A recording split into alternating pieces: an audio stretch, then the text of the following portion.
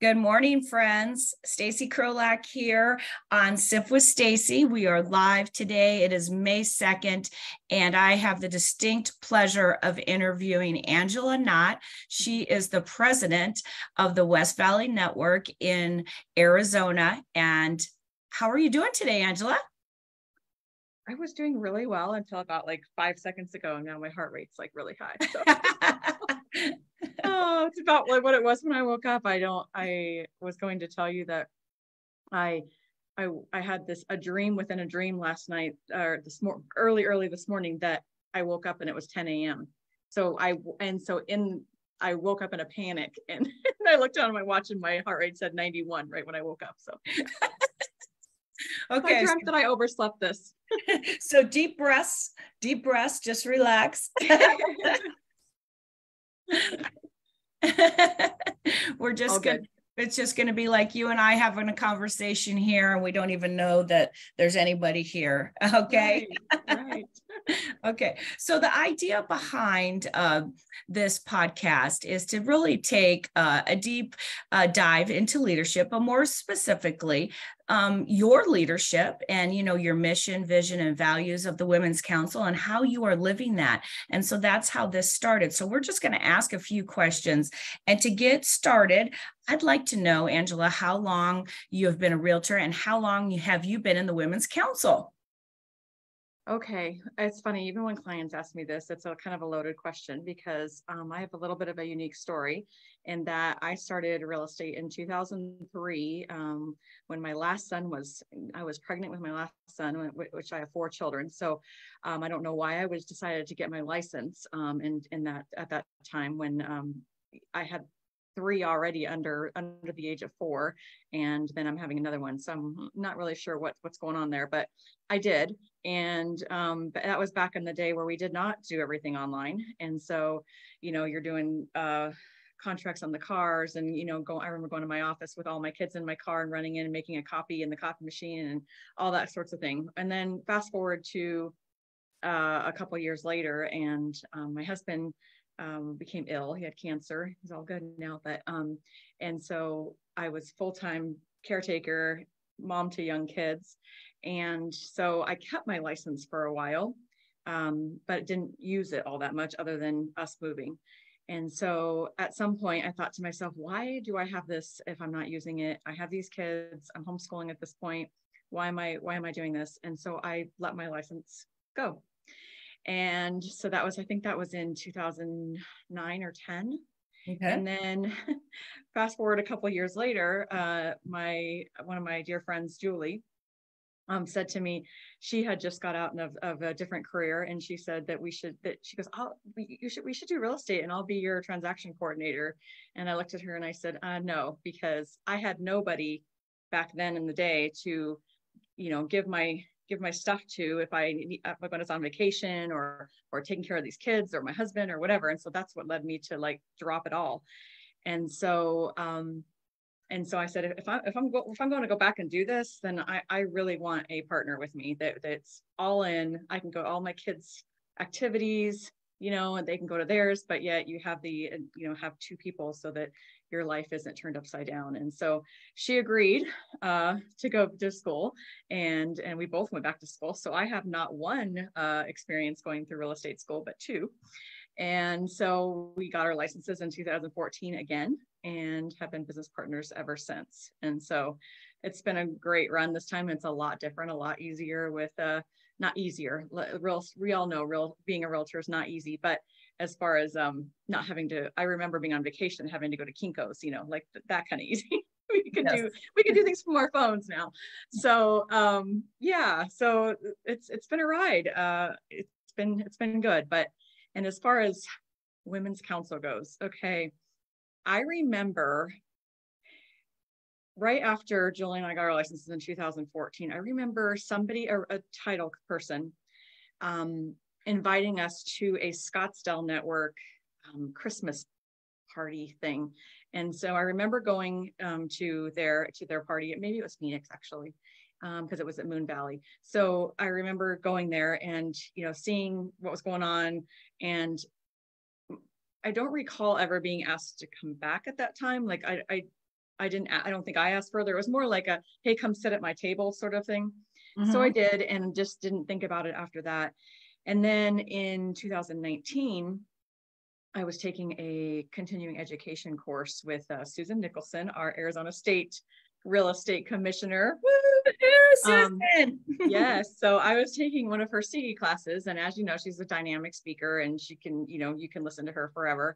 And so she was doing a little commercial on one of the breaks about that she was going to be the 2020 West Valley president. And so I was kind of like, oh yeah, I remember going to that event. And so afterwards I asked her, I'm like, so what is this? Is it something, and she was like, oh, come and see my installation is going to be on this boat at Lake Pleasant. You can be my guest. And for some reason I just said, okay. And I went by myself to the lake and showed up there, and she sat me at a table with who at the time I had no idea who they were, but now that I know who they are, they were very important people. And she put them at my table so that I wouldn't be by myself. People like Cindy Reddy and all these amazing people that I now know today. But she was installed on the boat, and they took all these pictures. And so now I see these pictures years later. I'm like, oh, now I know her. So I was just a member in 2020 then when Susan was president, and it was 2020, so there wasn't a whole lot of face-to-face stuff going on. So I didn't really get to know very many people, members. And then I remember that summer, Teresa Meek, who was going to be the next president in 2021, I remember her calling me, and just out of the blue, I remember it clearly. I was getting my hair done and I was in the parking lot. She calls me and she's like, I think that you might be good at event director. Would that be something that you're interested in? And I was like, I don't know. Let me pray about this. And so, so I did. And a couple, week later or so, I decided to jump in, and it's been a ride ever since. Oh, that is a beautiful story. So, and you know what I love about this is I think I'm involved just a little bit. Now, do you remember when Susan got installed on the boat? Do you remember the last person to get on the boat that ran down that railing? Do you remember who that was? Was that you? Yes. So I got up super early that day, and then I got a call, and then something happened, and I looked at my clock. I'm like, so I am just racing across town. And then I was at the top of the dock waiting for one of the, the golf carts to pick me up and take me. And I'm like, don't leave, call ahead of time. And I'm literally running on the boat. And I sat at the table with Cindy Reddy. So and Trisha Lehan was there. So you are probably in that picture. You were probably at my table. Yes. I'm going to look that. Oh my goodness. Up. See, that's not my first story. That's not my story when I first met you. So I don't recall that, but I do know when I first met you. Oh, you do? Tell me. So I remember in 2021, when we went up to Prescott for a spring conference, that was my first away thing when I was the event director. And I remember that we were in a different off-campus, like a hotel that Marge had set up, and Marge was afterwards, she's like, Stacey Krolak's coming over. You have to meet her. She is so full of knowledge. And so I remember we all were talking, and we talked your ear off that night. I remember you telling us about, one of the specific things I remember you telling us was about your, oh my gosh, I just lost the name of it right now. The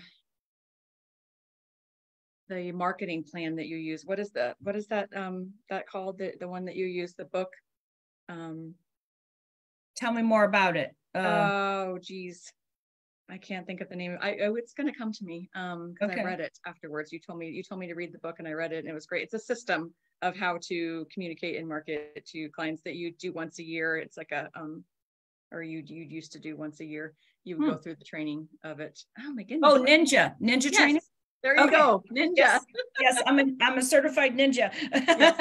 Yes, and I remember you talking about that, and I remember, oh, I gotta go through that, and so, yeah, I remember being very. That was the first time that I met you, and you were very giving of yourself to some people that you've never met before, and so because there were several of us. I mean, some people knew you, but I just remember us staying up late and talking in Marge's hotel room, and yeah. So I remember that. That was fun. That was fun. And then we're sitting there and the conversation got slower and slower. We're like, okay, ladies, we better go to bed. We got to get up early. Yeah. Well, that's fantastic. And you know what is great, Angela, is that, we're all woven just perfectly in these relationships that we have through Women's Council and real estate. And then we become friends, and we're lifelong friends. And that's the beauty of it. And we also got to spend some special time up in Munns Park. So Angela and I are lucky enough to each have family cabins up in Munns Park, and we get to see each other. And that's our little vacation place. Sheila Moran knows about that place too. She loves Munns Park. It's just a little slice of paradise, isn't it, Angela? Mine is a little slice of paradise. Yours is a big slice. Let's get this straight. Yours is a I don't know. It does look like a cabin, but most would say it's not a cabin. Yours is a great. That was amazing. And I was very lucky to be able to spend a weekend there. And yeah, so it's the company and it's the people. That's where I'm going to leave that, because it's just the feeling you have. It's kind of like when you describe how you meet someone, that feeling and how they leave those feelings. That's the feelings I get when I'm in Munns Park. I pull off of exit 322 and the stress just goes right down. And you're there within a mile. Isn't it great? You don't have to go through like these long roads and yeah, it's fantastic. It's fantastic. So now let's ask Angela some questions about her family. She's married, and she has, I believe, 4 children, and a special event that just happened. One of her daughters got married. So tell us about your family. Okay, I would love to. My favorite topic, right? Isn't it all of us moms our favorite topic? Yes. So my oldest is 25. He's going to be 26 this week. And so he is on his own now. He bought a house a few years ago. Very proud of him for that. And so he is living with he has a couple of roommates across town, and he's a engineer. And so I have kids. It's kind of funny. I have kids that I'm an all over the state college mama. So although my husband went to U of A, I went to U of A for most of mine. I still say that I went to UA because most of my degree was from U of A. However, my husband got a job, and he's older than I am, so he got a job back in Phoenix, and so I finished at ASU West. And so I have both kind of on mine. And then my son went to U of A, and then my daughter that just graduated last week, Friday, she went to Grand Canyon University.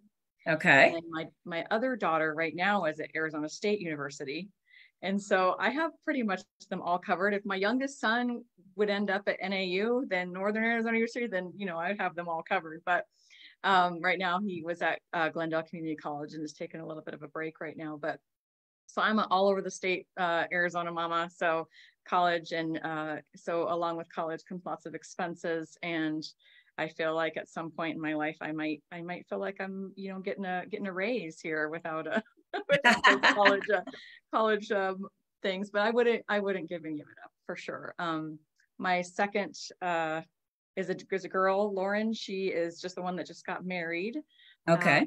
And she's also the one that just graduated from Grand Canyon. Her and her husband both just graduated. So they have had 2023 has been a huge year for them. So she's moving out from home and getting married and graduating. And so, yeah, super proud of her. She's 23.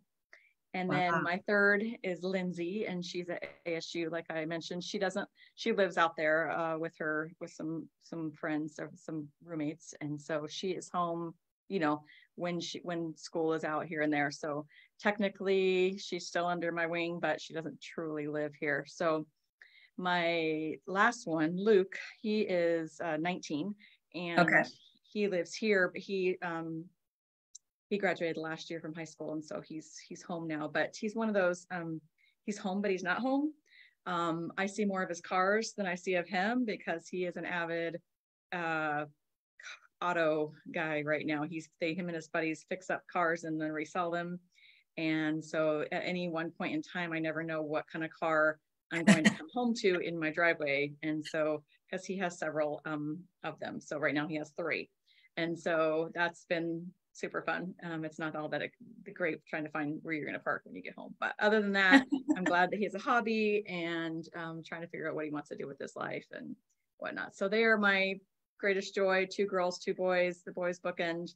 And my favorite time is when they're all home. And so that, which will probably be Mother's Day from now. Actually, no, we are celebrating my son's birthday, my oldest son's birthday this weekend. So I get to see all of them at once, because I see them all individually, but when they get older, even though they all live in Phoenix, and I think that makes it even more. I was wondering that the moms that have their kids out of state, I know that I'm super lucky to have them, but when they're out of state and they come home, they're with you the whole time. When they're here, then you get to see them pop in and out, but not all together most of the time. Right. So, yes. And then my wonderful husband, we've been married almost in January will be 30 years. Yay! So, yeah. Just booked a big vacation to celebrate that one. So where are you going? We are, first of all, I've never been to Hawaii, and it's been on my bucket list for a really long time. And so we are going to do a 16-day cruise from San Francisco. Nice. To Hawaii. So that will be wonderful. Congratulations, 30 years. That is something to really celebrate in today's world. So congratulations. That is wonderful. And I can see how much you cherish your children and your family life and your husband. So that's wonderful. I love that. So now let's talk about leadership. And I would like to know, what is the best piece of advice Angela Knott has received in her leadership journey from a mentor? The best piece of advice. Yes. That is it.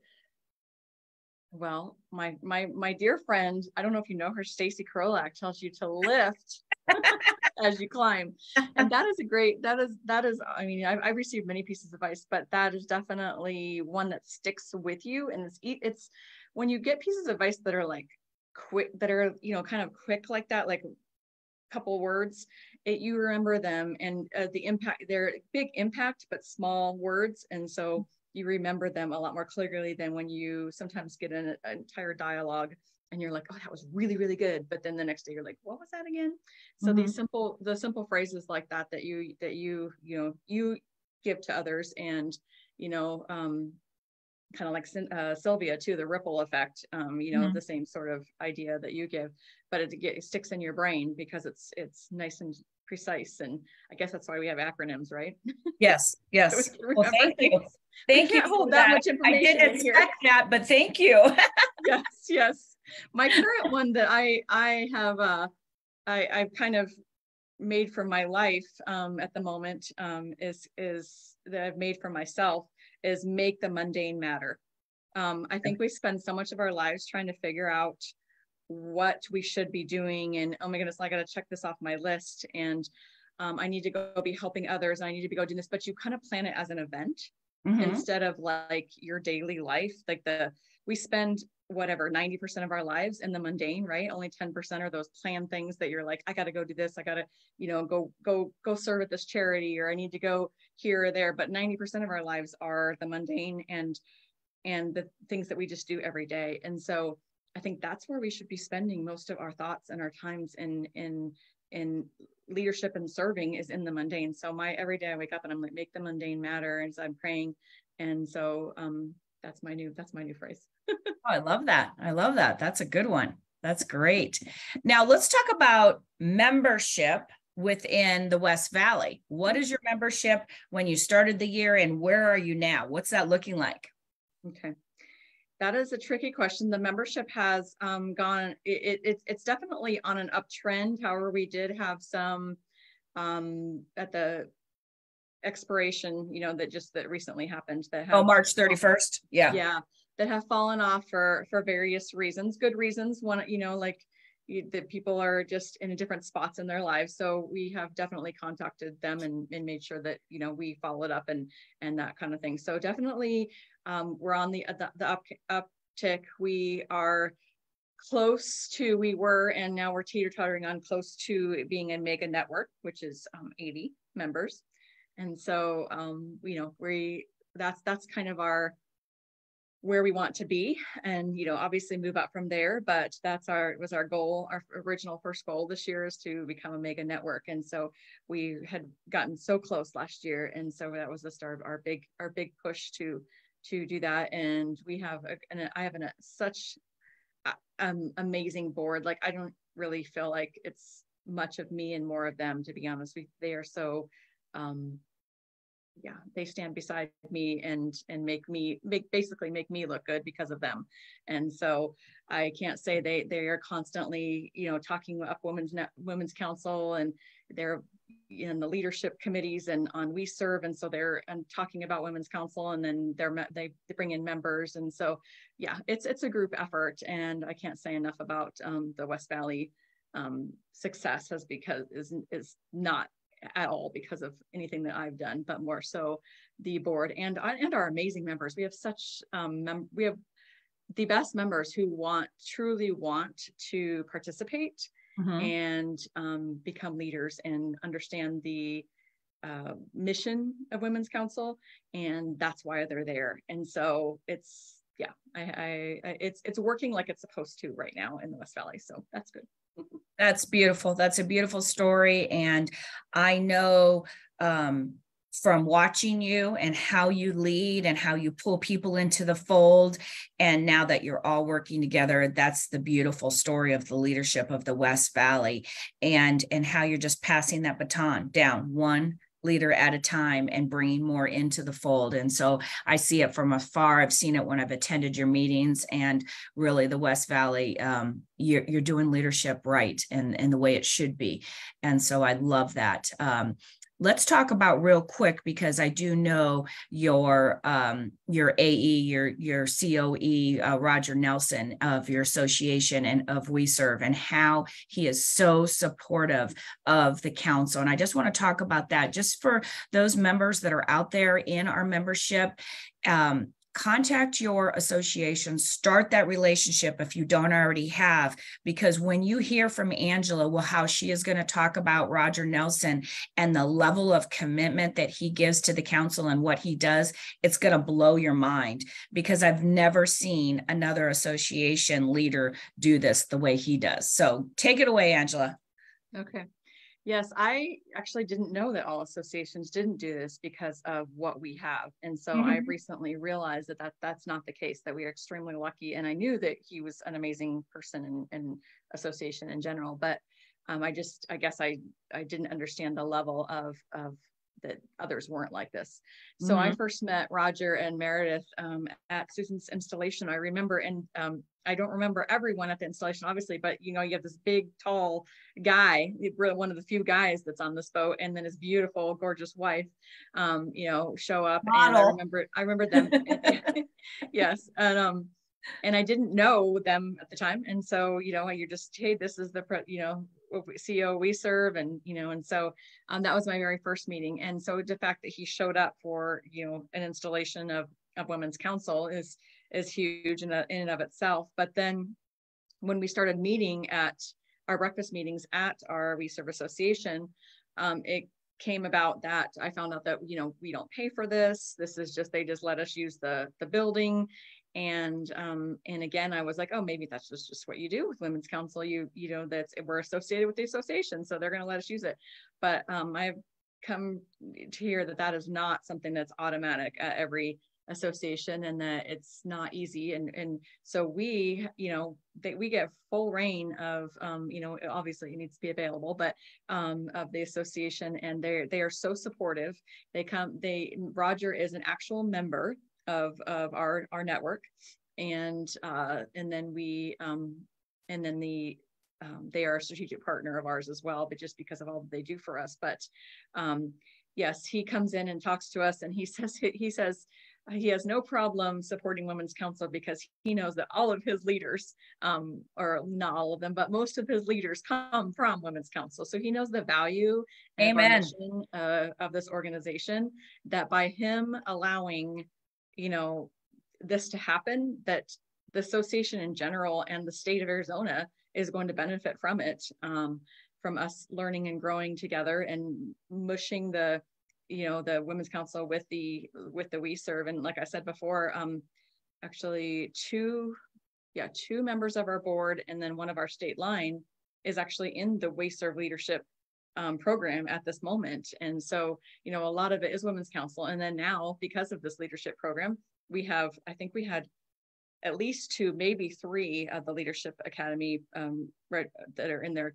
come to West Valley to be a part of because of networking at these tight events. So they do mesh together, and Roger and Meredith are definitely, and his sons Parker and Spencer also, they both work for We Serve, and they are amazing as well. And just, it's like a family affair within an organization that just supports Women's Council all around. So we are definitely lucky to have them, and I'm grateful.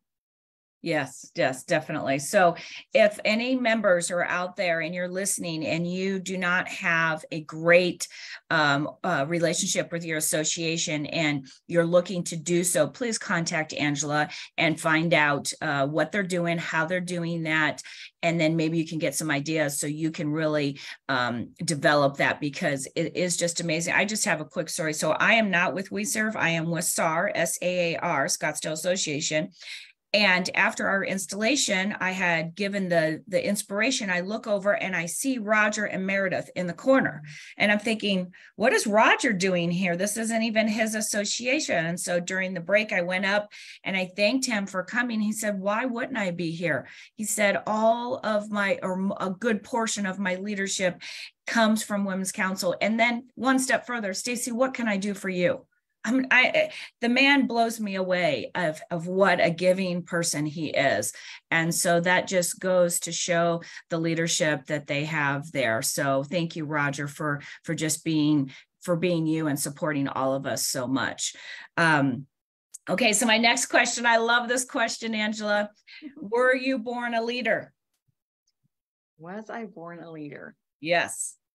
Okay, my family would say yes, for the sheer fact that I am, my parents that were split when I was in high school. And so before that, I just had one younger brother, but when they split, I had some blended families on both sides. And so I became the oldest on one side of 5 and the oldest on the other one of 4. And so, so I definitely have always been like the mama of the kids and the peacemaker and wanting everybody to get along. And if there's something, troubled, I'm going to fix it.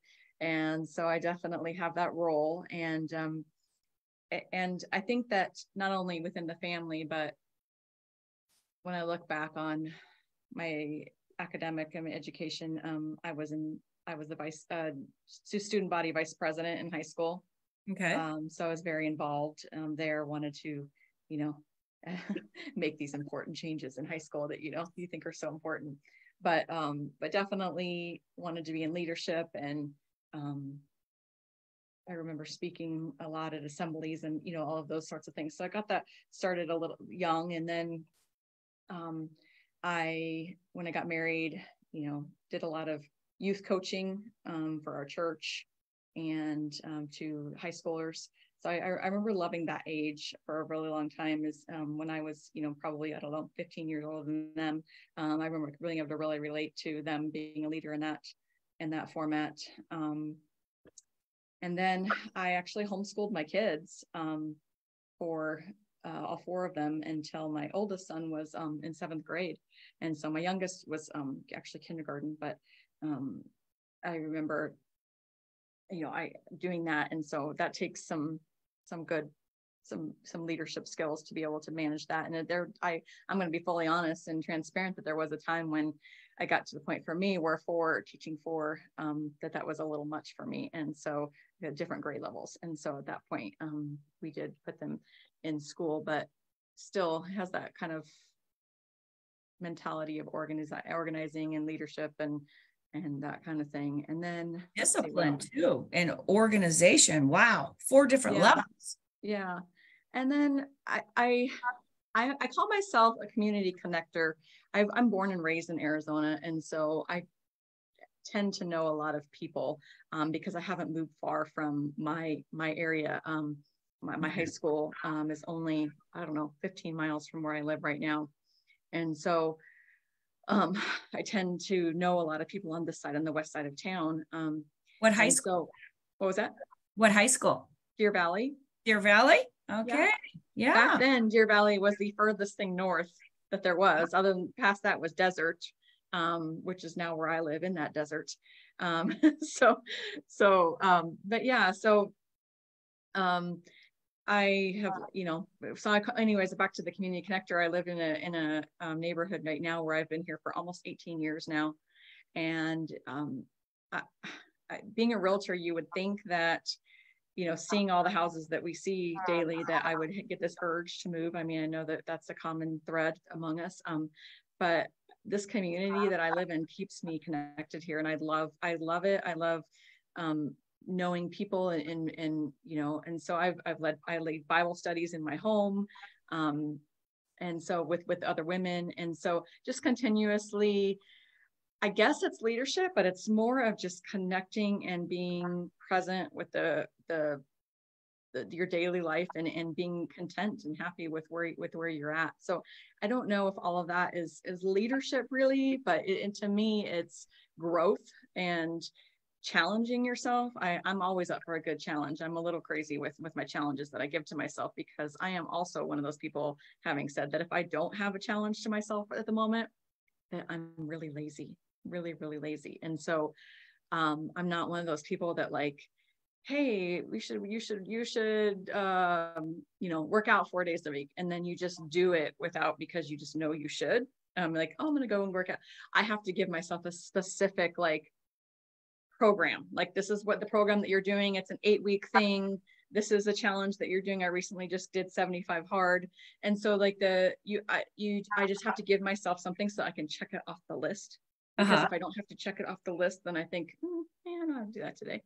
I am, but definitely one of those people too. So I'm the only one that sees these lists, but it still matters.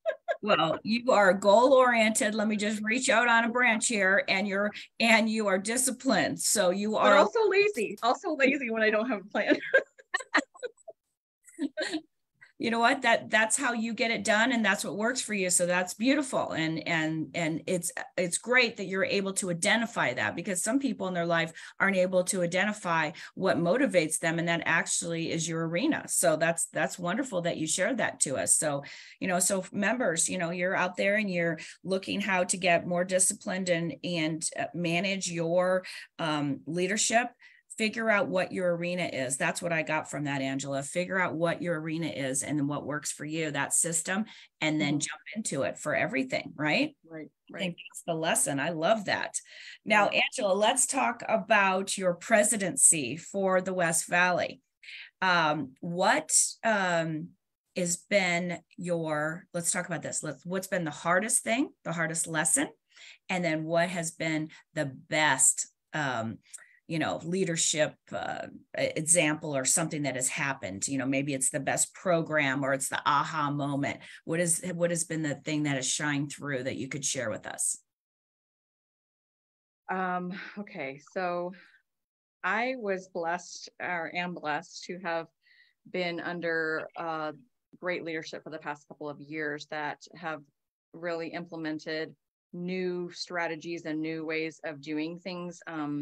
And so last year was sort of a little bit of a transition year, to where we just decided that, every couple of years, you want to make things new again, I guess you could say. We have new advancements and all of the things that, come along with life. And so last year we did a lot of things, and it was at times extremely tiring to all of us, and not because anybody was doing anything wrong or whatever, but just because it was just one of those, we're changing some things, and when you do that, you're obviously learning how to do these things at the same time, right? Sure. And so it was an implementation sort of a year. And I always tell Cherie, I'm like, it's like, you didn't get to enjoy your year. I mean, like she did enjoy it, don't get me wrong, but I'm like, you should get to do this again and now enjoy the fruits of your labor. But she obviously moved on to, and she's in bigger and better things in the state now. So I don't think she's sad about it, but she definitely introduced some things that that we had. And so having done that, when I came, I was able to start implementing some things that we had talked about doing the previous year. But I mean, we can have 40 things that we want to do, but in reality, this is a volunteer position, and we have other jobs, right? We have our businesses, and so we can only do so much. And so anyway, so that was my when we went to our planning session this last summer of like what is it that we want 2023 Arizona West Valley Network to focus on this year. And we basically wanted more of a pool of members who we knew that were moving towards leadership, and that when it came down to upcoming elections and that kind of thing, that we weren't like biting our teeth or biting our nails trying to figure out who would be good for leadership, but because we we're so doing all the things ourselves, as far as the board, and not because it was just, we just needed to get things implemented. And when you don't have something ready, it's hard to pass the baton. And so at our meeting, we said, okay, this year, our biggest statement that we kept saying all weekend long was the board is not the project team. And so, because, we can oversee, and we can, like implement and plan and strategize. But when it comes down to it, we need our members to feel valued. And in order to feel valued, they need to belong. And in order to belong, they need to, like give their 2 cents. And, what is it they want to see? What is it that they want to do? What can they do? And so we decided that, at the very first meeting, we were going to establish project teams. And so we passed around a sheet, nothing fancy, just a sheet that said, these are all the things that we got going on this year. What is your interest? Put your name down, and you're going to become part of that project team. And we were so happy that when we got it back, that it was filled up. And so basically how we've made it is that one of the 6 of us who are on the board is a project team lead, and then the rest of us are not on that project team. The rest of the project team is our members. And so it's been fantastic. It's been really has allowed the 6 of us to be involved, but also not burn out, because we're only responsible truly for the project that we're the lead on. Mm-hmm. And so it has been, and then we come together obviously at our board meetings and talk about give an update of what's going on and what to expect, and if we need any help, or that kind of thing. But that is probably my biggest, I feel like the biggest win for West Valley right now, is that, and I know, and doing so, I've been able to see the members that I know are a part of the future of West Valley, and and beyond. And so that has been probably my greatest joy, and also my biggest surprise. Not so much that it worked, but so much that I guess I just assumed that my presidential year would be harder and more time demanding than my president-elect year. And like I said before, the president-elect year was demanding in the way that we were just trying to figure it out. And we had also implemented back the president-elect in our network is responsible. We decided last year for strategic partners. And so we created a whole strategic partner package, and way of doing things. And so that the president-elect took that over it. And so I think that was also why it was a little bit more last year, as we were trying to figure that out. And that was my role. And so now I don't have that role. Nicole does. And yeah, I told her at the beginning, I'm like, it is a lot of work for that particular job. And she's at first I don't think she believed me. And then now I'm like, right? And she's like, yeah. Yeah. So it's been, but like I said before, I think the people that you surround yourself with make or break I mean, it can be the same exact organization, the same exact network, the same exact everything. But if the people around you aren't all in and have the same mindset, at least, I mean, we can have different personalities, but the same goal in mind and arrow that they're, we're all pointing the same way.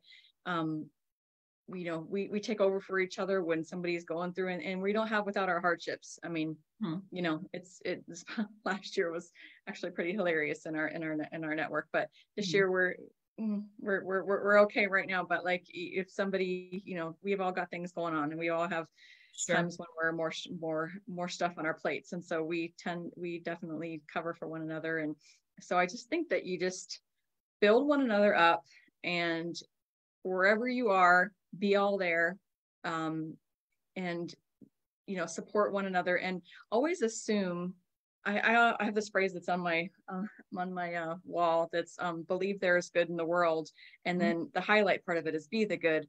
And so just always assume that you don't know what's going on in somebody else's life, and so if somebody's not up to where you think they should be, I guess they're not doing their role, or they're not being kind, or they're not, they're having a rough day, you don't know what's going on behind in their lives. And so just assume that the best in people, and when you do that, it's gonna work out, and you're gonna grow, and it's gonna be best not only for you but for your entire network. And so I think that's how West Valley is thriving right now, is because of the people and the members, and the support that we get from our state. Arizona is so lucky to have the state network that we have. Our district VPs, direct line to, support and help. They're knocking it out of the park. Yes, they are. They are. Both of them are amazing. Ours happens to be Tracy, and she is always, always there for me. And yeah, she's become a great friend. So it's fantastic. So yeah, Arizona, I feel, I'm hoping that all the other states are just as, that are listening, are just to have that same support, because yeah, here in Arizona, we have it. That's right. That's right. So friends, members that are out there, just some key takeaways from what Angela said. She said such great stuff right here. I just, we need to capture that and just go over it. So the board is not a project team. Make project teams, diverse that responsibility so no one gets burned out. You fill your soul tank. You want to come back for more for Women's Council. Great advice. Michelle Hunt on here. Yes, build each other up. And that is absolutely right. Just like Angela said, and Michelle, you surround yourself by the good, but also have grace, because like Angela mentioned, we never know what someone is going through, and give them grace. And then maybe when whatever they're going through is done, they'll come back and give us their gifts. And so that's what we have to always remember. And Nicole's also plugged in our strategic partners. We love them. Of course we do. We couldn't do anything that we do without them. They are the bones of our, of our organization. So. Absolutely. Absolutely. So now, unfortunately, we are at the end of our time, but I want to leave with this. Angela, who first tapped you on the shoulder for leadership, and who are you lifting as you climb? I would say Susan, just based on her speech, that kind of thing. And then Teresa tapped me for the role starting in Women's Council. So those, but definitely, I mean, you and Cindy Reddy, and oh my goodness, I could put them on all 10 fingers of the leadership in Arizona. We're so blessed to have that. So, but originally those ones. And then, our newest members, I was so lucky to be up in Prescott and be able to bring alongside members that to stay with us in an Airbnb and, for that conference. So, you get to really dive deep with people when they stay with you, when you really get to like spend, we've all done that with our leader friends in hotels and stuff, but to be able to do that with our members as well. I mean, to be honest with you, the answer is not my board, because my board really brings me up. I mean, I may have the fancier title at the moment, but they're all, you know how when you serve, you think that you're going to serve, but then the people that you're serving actually serve you because you're getting so much from them, and you're just like, and so that's what I get from them. And so technically they might think that I'm pulling them up, but at the same, they're the ones that are like making me who I am. And so they are so amazing, but they're already on their path. They truly don't need me. But our new members that came up with us, Erica Huerta, I hope she becomes part of it in the future, Christina Contreras, that are really wanting to be a part of this. There's more too, but I'm not trying to not talk about people, but that they're wanting to help and genuinely be like, where can I help? That those are the people that are saying to me, hey, where do you need me? Where can I help? And they're just ready to go, and I can see their paths just soaring within the organization. And so I'm excited for the upcoming elections. That I have no doubt that Nicole's going to have a fabulous team next year, and I'll be, of course, there to support along the way in any way that she needs me. It sounds like a wonderful web of leadership support. I'm so proud of the West Valley. And just in closing, what is next for Angela Knott? Oh, that is a $1 question. I'm praying about that at the moment. Okay. The state line is something that does appeal to me. It's not going to be next year. Obviously, elections already happened, and I wasn't ready to even go there at the moment. But it's not something that I I may consider that in the future. As far as next year goes, I do want to start exploring a little bit of the wonderful, amazing association that we've been talking about.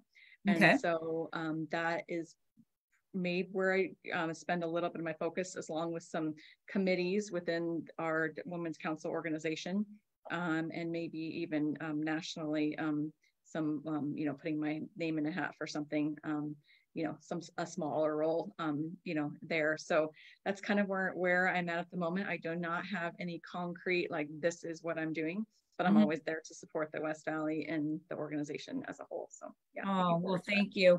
We want you to dip your toe in the pond and continue, because we need you, Angela. You are an awesome leader, and thank you for all that you do for the West Valley and for Women's Council, and just being a shining example of what leadership is. Thank you so much for being on Sip with Stacey today, Angela.